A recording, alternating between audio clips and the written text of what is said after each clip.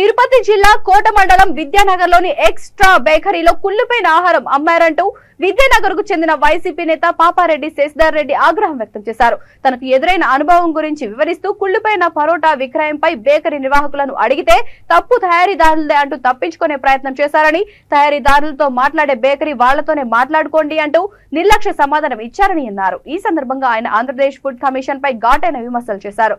ఆంధ్రప్రదేశ్ రాష్ట్రంలో food commission ఉందా?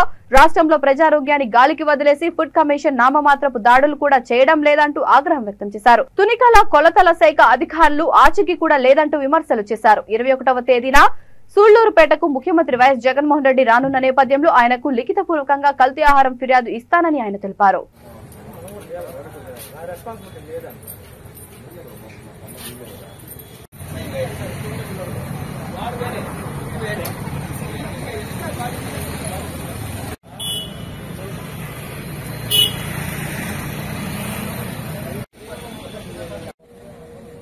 నా పేరు పాపారెడ్డి శశిధర్ రెడ్డి. తిరుపతి జిల్లా కోట మండలం విద్యానగర్లో గల ఎక్స్ట్రా బేక్స్ అనే షాప్ ముందు నిలబడుకుని మాట్లాడుతున్నాను.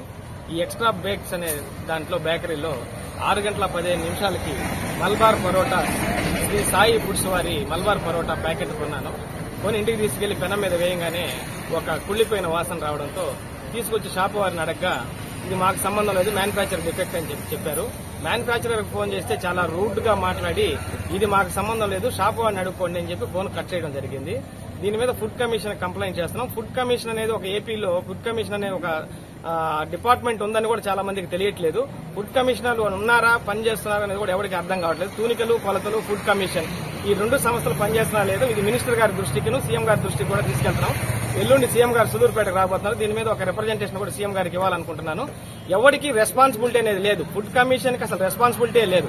ఎక్కడ ఏ చెత్త తిని పిల్లలంతా కూడా ఆరోగ్యాలు నాశనం చేసుకున్నారు. ఎక్కడ పెట్టినా ఫుడ్ పాయిజన్ కేసులు, డెంగీ ఫీవర్లు, మలేరియాలు, డయేరియాలే హాస్పిటల్ నిండా రోగులు. కాబట్టి ఫుడ్ కమిషన్ ఇప్పటికైనా స్పందించి వీటి మీద ఫ్రోజన్ ఫుడ్ మీద, ఇన్స్టెంట్ ఫుడ్ మీద స్పందించి ఎవరికి మ్యానుఫ్యాక్చరర్ ఎవడైతే ఉన్నాడో వాడిని రైడ్ చేసి వాడు ఎలాంటి మెటీరియల్స్ వాడుతున్నాడు, వాడు ఏమేమి ఇంగ్రీడియంట్స్ వాడుతున్నాడు అనేది చెక్ చేసి ఈ ఆంధ్రప్రదేశ్ కు ఒక మంచి మెసేజ్ ఇవ్వగలరు, మంచి ఈ పిల్లల ఆరోగ్యం కాపాడగలరని మరీ కోరుతున్నాను ఫుడ్ కార్పొరేషన్.